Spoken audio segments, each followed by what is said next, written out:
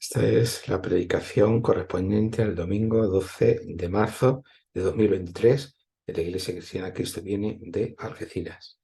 El pasaje de referencia en esta mañana es el Evangelio de Mateo, capítulo 22, versículos 1 al 14. Al leer los Evangelios nos acostumbramos a la predicación de Jesús, ya no nos suena familiar. Esta predicación no tiene que ver básicamente con un llamado, una apelación a ser buenas personas, con no mentir, con no robar, con no adulterar, aunque obviamente Jesús también predicó contra estas cosas, pero no fue eso el centro de su predicación. Tampoco esa predicación consistía básicamente en que Dios quiere rescatar unas cuantas almas para dejar este mundo e ir al cielo, mientras el mundo es abandonado en un mar de pecado, de muerte y de mal. Aunque Jesús sí que habla de un rescate, pero para liberar al mundo y a nosotros con él del mal, del pecado y de la muerte, que es distinto. No para irnos a otro lugar, sino para una transformación de su creación. Esta predicación de Jesús tampoco hablaba de una agenda política para mejorar la sociedad, aunque sí predicó contra el actual orden del mundo como un orden contrario al propósito creador de Dios. Y también predicó que Dios debía convertirse en rey para gobernar el mundo en justicia, amor y misericordia. Por todo ello, Jesús predica sobre la llegada del reino de Dios. Y todos estos elementos que hemos mencionado no se toman de forma aislada, distorsionan el mensaje de Jesús, pero todos ellos están contenidos en la predicación de Jesús como la llegada del reino de Dios. Porque cuando ese reino llegara, tal y como todos los profetas de Israel habían enseñado anteriormente, todas esas cosas serían las que ocurrirían. Las personas tendrían un corazón y una mente conforme a Dios, el mundo sería liberado del pecado, de la muerte y del mal, y la sociedad tendría un gobierno justo porque Dios mismo sería su gobernante. Esto es lo que están predicando los profetas. Y esto es lo que Jesús enseña. ¿Qué está ocurriendo? Que el reino de Dios está llegando. Y eso quiere decir que todas esas cosas debían empezar a ocurrir. Aquellos que estaban acostumbrados a pensar en términos del reino de Dios, de que Dios se convertiría en rey y que todas estas cosas iban a empezar a ocurrir, cuando Jesús empieza a decir, el reino de Dios está llegando, ha llegado, se acerca, pues entonces les era fácil comprender que debían esperar todas esas cosas. Pero además, por las cosas que Jesús hace y por las cosas que Jesús dice, lo que está enseñando, no solamente de palabras, sino también por sus acciones, es que eso es lo que precisamente está ocurriendo, que el reino de Dios está llegando por medio de él, por medio del propio Jesús, que es el rey ungido, prometido por Dios, el Mesías, que es lo que significa Mesías, rey ungido. El pueblo de Dios lleva siglos esperando, así que las expectativas eran enormes. Nosotros, cuando a siglos de distancia de ellos volvemos a recuperar estas historias, las volvemos a leer dentro de toda la narrativa bíblica y comprendemos no solo que ese es el propósito de Dios, sino que eso es lo que Dios comenzó a hacer por medio de Jesús. Entonces solamente nos queda una cosa, orar, como Él nos enseñó, venga a nosotros tu reino. Sí, Señor, venga a nosotros tu reino. Se complete por fin ese reino. Pero a continuación quizás pensemos que una cosa es lo que creemos y otra es la realidad del mundo. El reino de Dios comenzó a venir con Jesús, pero aparentemente el mundo sigue igual que siempre.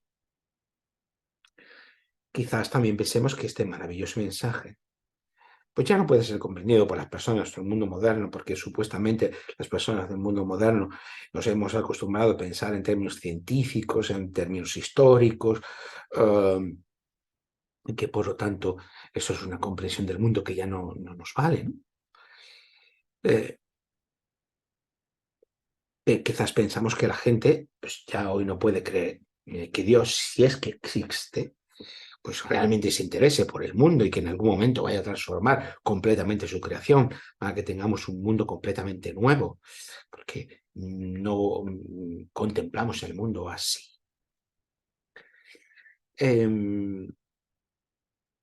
Como mucho algunas personas, y quizás hoy no demasiadas, podrán creer que tras la muerte podrán ir al cielo, pero cuesta más trabajo entender que Dios irrumpe de este lado de la realidad para que todo definitivamente tenga sentido y cambie de rumbo. Es algo que se ha puesto de moda, lo escucho frecuentemente en los medios de comunicación, cuando las personas se refieren a mi madre, que está, su madre, su abuela, su padre, que han fallecido, y dicen la expresión, allí donde esté, donde quiera que sea que esté, ¿verdad?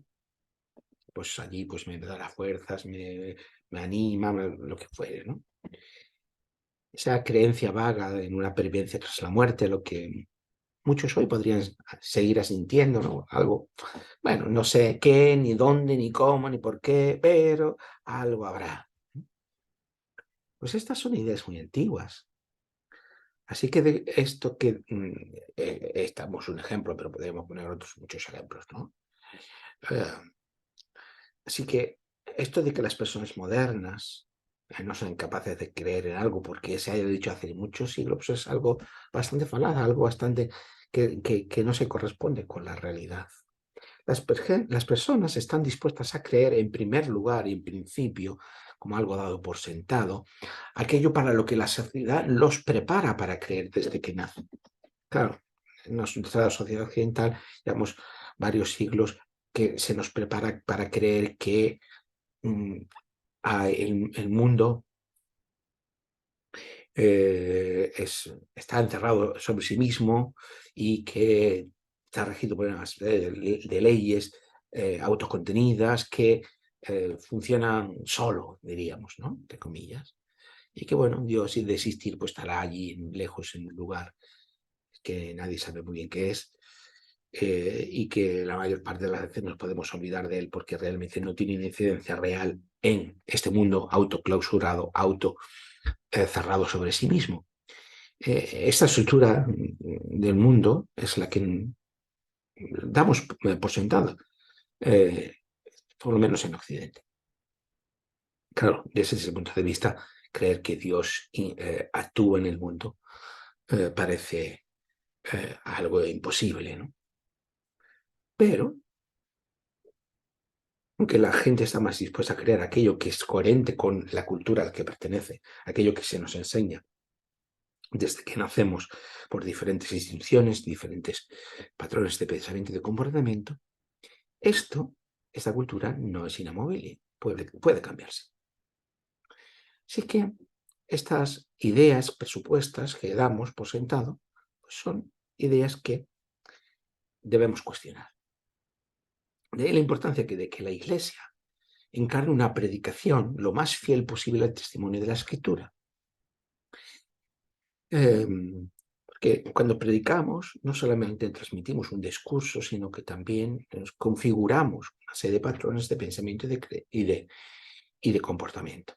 Cuanto más fieles seamos a la Escritura, esos patrones de pensamiento y comportamiento más coherentes serán con la esperanza que anunciamos, que del reino de Dios y la nueva creación. Así que en tiempo de Jesús, no es porque las personas vivieran en un mundo antiguo, una cultura antigua, una cultura arcaica, que estamos más dispuestas a creer que Dios iba a actuar en su momento presente. Y mientras que hoy nuestro mundo moderno pues, nos impide creer estas cosas. Eso es un planteamiento muy moderno, pero que tampoco se corresponde con la realidad. En el tiempo de Jesús, igual que nos ocurre hoy, la mayoría de la gente que escuchaba a Jesús, que veía lo que hacía, que veía cómo se comportaba, repito, la mayoría de la gente se mostró indiferente, cuando no abiertamente contraria al mensaje de Jesús. No solamente el mensaje verbalizado, sino el mensaje encarnado en su propia vida. Toda la vida de Jesús es un mensaje encarnado, una realidad encarnada, la presencia de Dios, pero de la irrupción del reino de Dios en este mundo. Jesús les está enseñando que aquello que llevan siglos esperando, que había sido prometido por los profetas, que vendría un rey, que por medio del cual Dios gobernaría su pueblo y toda la creación. Eso es lo que estaba empezando a ocurrir. Pero claro, ¿qué ocurrió? Que ellos miraron para otro lado y siguieron con sus vidas como si nada. O sea que no es una cuestión de que ellos creyeran porque eran antiguos y nosotros nos diremos dificultades porque somos modernos. Al final, ellos tampoco creyeron mayoritariamente a Jesús. Así que estamos en una cuestión de mayor profundidad, de mayor calado. Jesús, por esta razón, les cuenta una parábola. Es la parábola del banquete de bodas, que encontramos en Mateo, capítulo 22, versículos 1 al 14, que este es el pasaje de referencia de esta mañana. Podéis leer en este momento, parad el vídeo y leerlo y después continuamos. El reino de Dios, les dice, es como un rey que quiere celebrar el banquete de la boda de su hijo. Encontramos en versículos 1 y 2. Así que envía la invitación a todos sus amigos y conocidos, pero ocurre algo inesperado. Y es que sus amigos y conocidos deciden no ir a la boda. Evidentemente, esto no tiene mucho sentido. Versículo 3. Así que bueno, el rey pensará, bueno, es que quizás no, no han comprendido. Es cierto que en el mundo antiguo se anunciaba una boda con mucho tiempo de antelación, pero no había una fijación de una fecha concreta hasta tiempo después. Entonces, bueno, vuelve a invitarles, enviarles otra invitación por medio de sus criados, especificando lo bueno que será el banquete, lo bien que se van a pasar, ¿vale? Que hablar de todo. Versículo 4.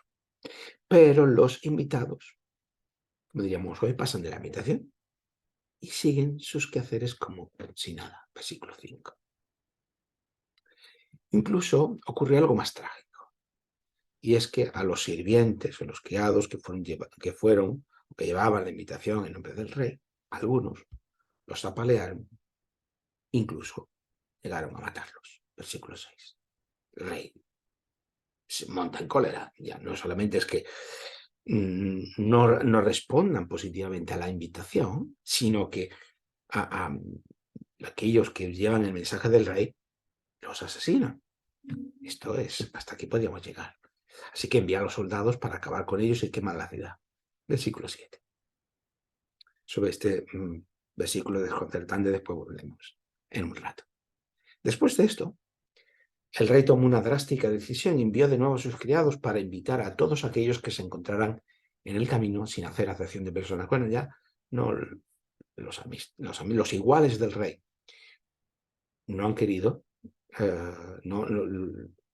acudir.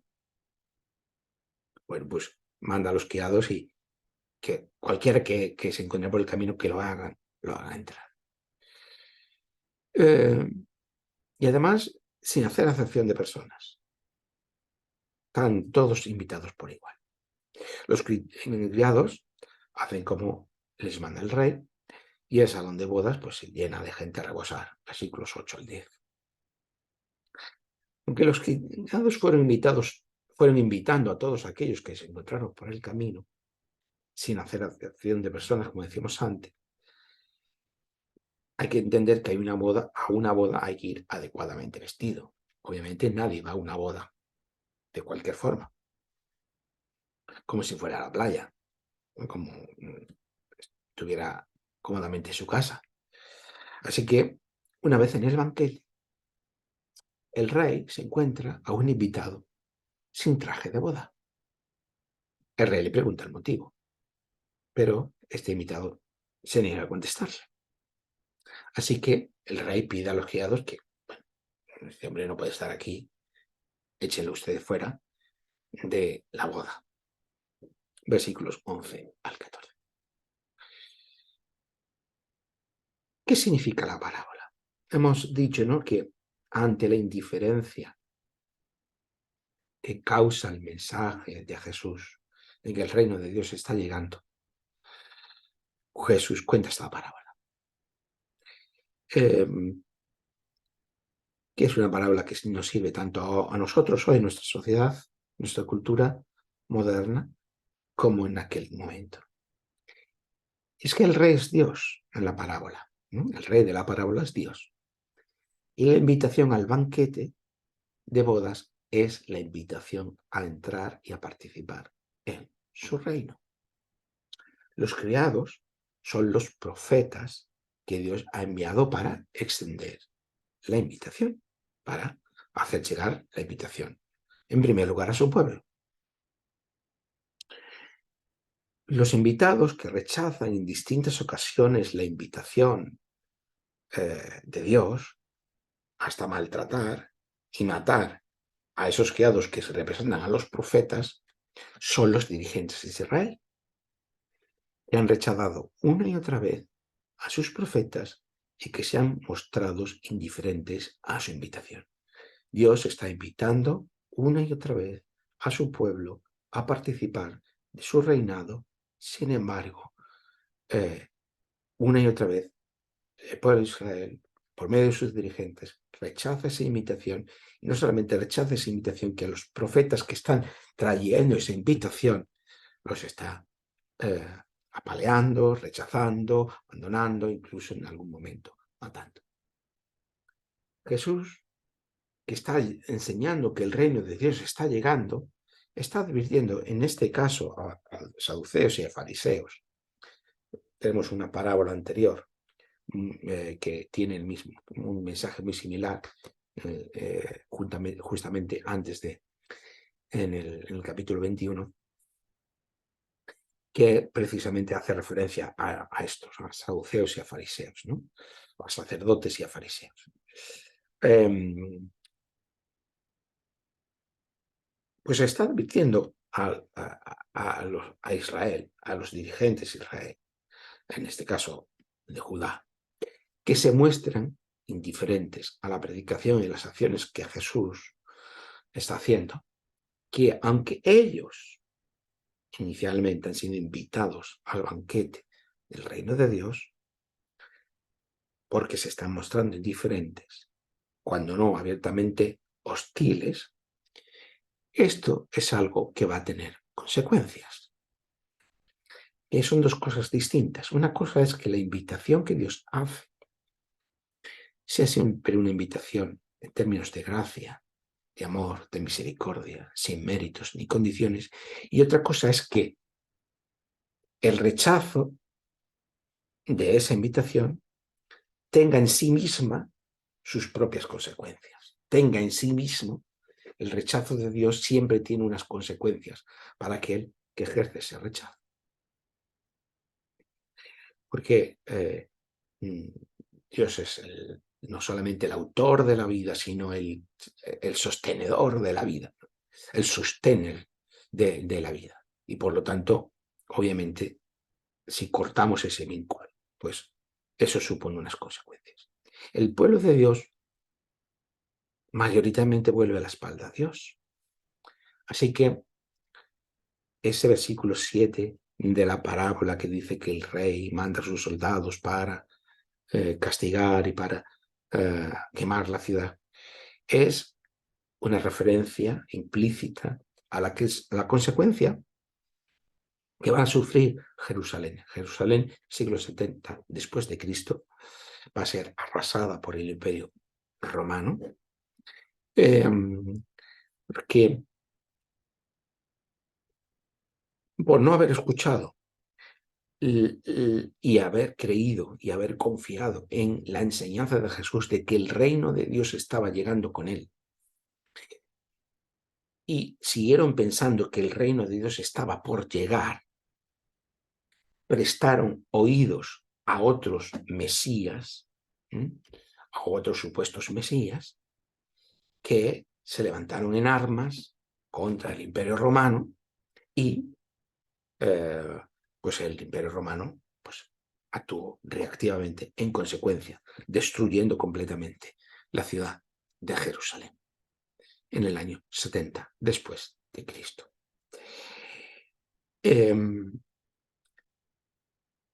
Es esa consecuencia de no haber escuchado a Jesús o haber creído a Jesús de que él era el rey ungido por Dios y que él estaba trayendo el nuevo reino de Dios.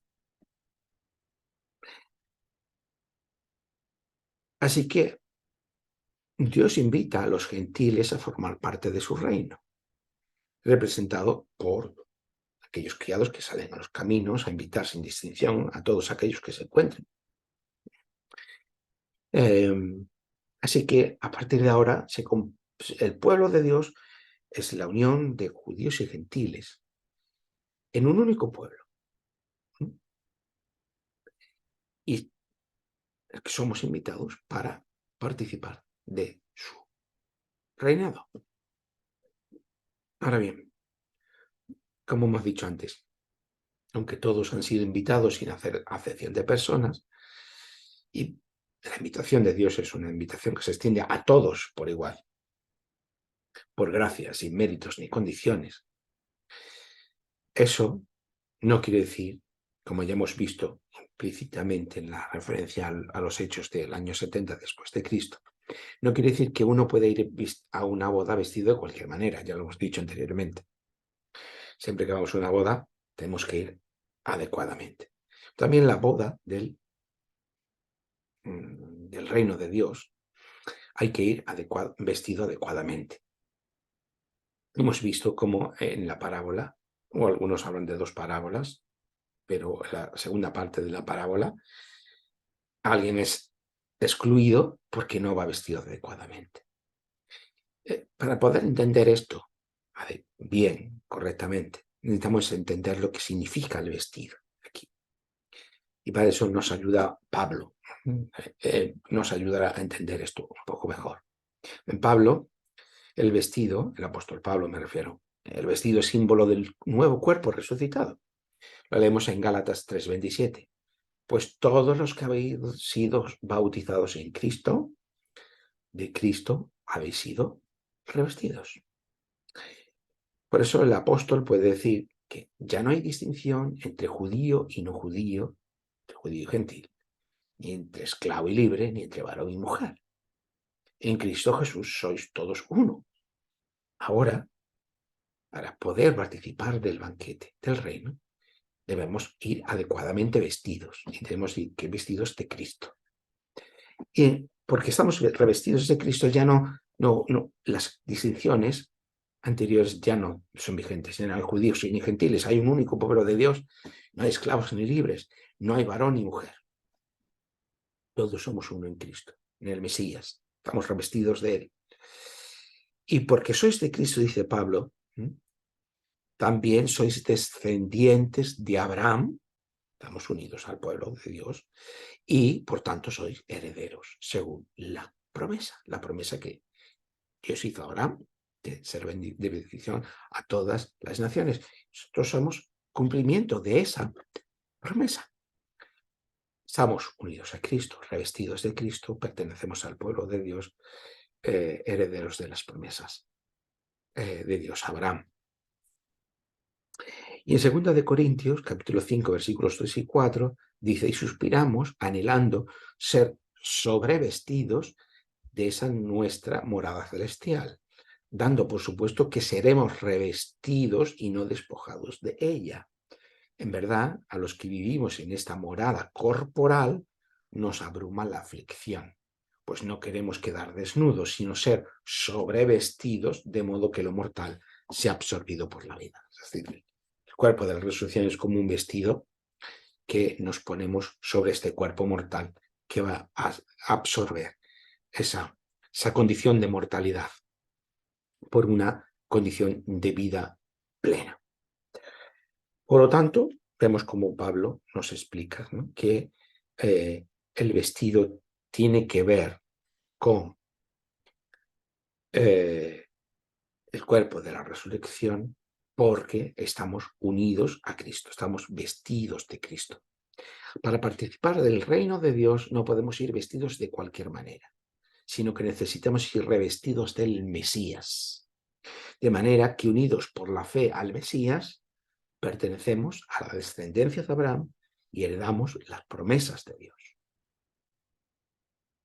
Unidos al Mesías, seremos sobrevestidos con el cuerpo de la resurrección, de manera que este cuerpo mortal sea transformado por la plenitud de vida de Dios. Así que efectivamente, todos sin distinción somos invitados al banquete del reino de Dios. Pero para poder entrar necesitamos ir vestidos adecuadamente. Debemos ir vestidos de Cristo. No podemos ir vestidos de nosotros mismos, no podemos ir vestidos de otras ideologías, no podemos ir vestidos de otros patrones proporcionados por la cultura o el poder de nuestra sociedad. Debemos ir vestidos de Cristo. Para ir vestidos adecuadamente, debemos creer. Debemos tomarnos en serio el anuncio de Jesús. Hemos visto cómo que el rechazar a Jesús tiene una consecuencia. Por tanto, debemos tomarnos en serio el anuncio de Jesús de que el reino realmente está llegando con él, con su vida, con su muerte y con su resurrección. Debemos tomarnos en serio que ante la llegada del reino no podemos mostrarnos indiferentes y seguir con nuestra vida como si nada. Pero también debemos tomarnos en serio que necesitamos ese vestido nuevo de aquel cuerpo lleno de plenitud de vida que recibiremos en la resurrección para participar en el reino de Dios. De esta manera, unidos a Cristo, unidos al Mesías, porque Cristo es lo que significa, no es un nombre propio, no es un apellido, es el Mesías, el Rey ungido. Unidos por la fe a ese Rey ungido que es Jesús, somos herederos de Abraham, pertenecientes al pueblo de Dios, aunque no seamos judíos, aunque no no seamos étnicamente ni genéticamente, estemos unidos al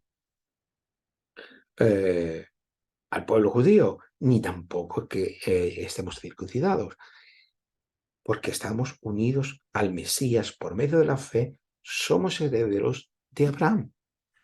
Y por tanto pertenecemos a su pueblo y por tanto recibiremos el cumplimiento de las promesas de Dios.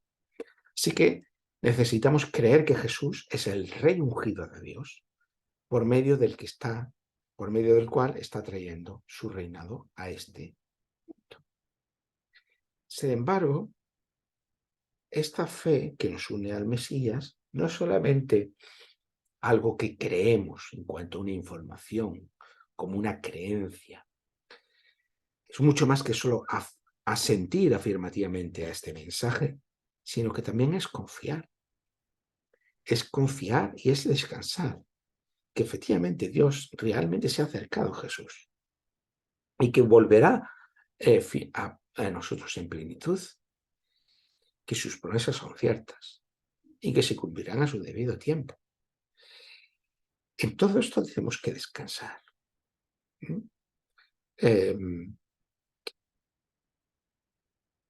Que, en definitiva, esperamos no oscuridad, muerte o destrucción cuando miramos al futuro, sino la luz brillante de su plenitud de vida, de la plenitud de vida que hay en Dios.